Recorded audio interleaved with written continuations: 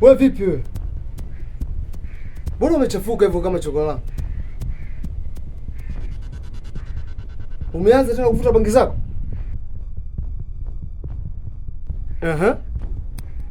Vipi, biashara imeendaje?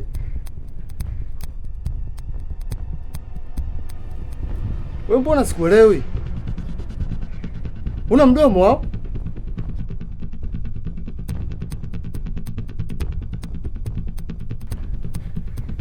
Kaka, sikuibiwa.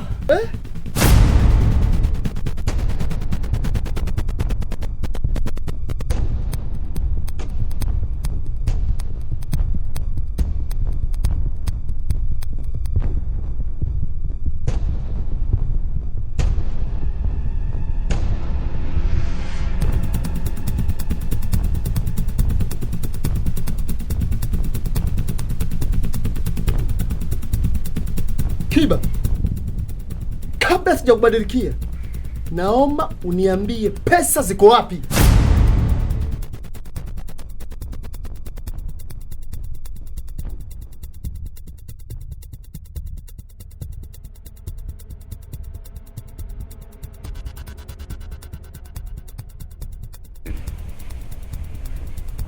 Kaka, baada ya kuziona shamba na yule jamaa,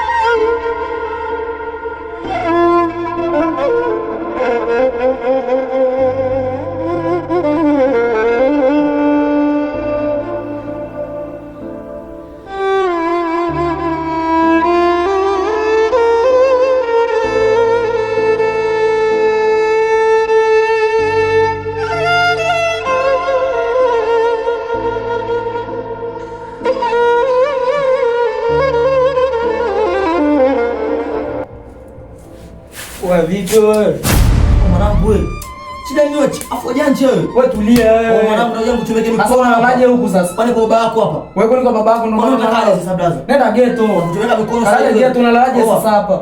Wajiangalie sana mwanangu. Wewe unataka kujiangalia unaniangameaje babu? Anakutumeka mikono. Waacheni utoto.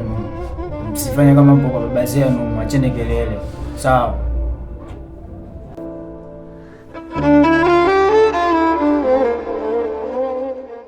Ee Mwenyezi Mungu, naomba unilinde katika mtihani huu niliobeba mabegani mwangu. Na pia nafahamu kuwa wengi wananiona kama ni mtu mbaya, sifai wala sistahili kuwa katika jamii ya wanadamu, kwa kuwa naonekana kama muuaji. Lakini wewe Mungu ndo unajua ukweli kuwa mimi sijafanya hivyo. Jansi ndugu yangu, najua unajiuliza ni kwa nini nimefanya hivi,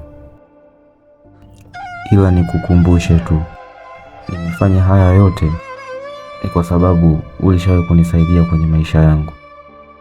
Ile siku nilipopata ajali, ulijitolea damu kuniongezea, wala ukujali kuwa mimi sio ndugu yako. Tangu siku hiyo nilikufanya kuwa ndugu yangu. Sijutii kulibeba hili mabegani mwangu, ila namwomba Mungu anilinde katika kipindi chote nitakachokuwa kifungoni. Pia Mungu, naomba mlinde ndugu yangu Jansi.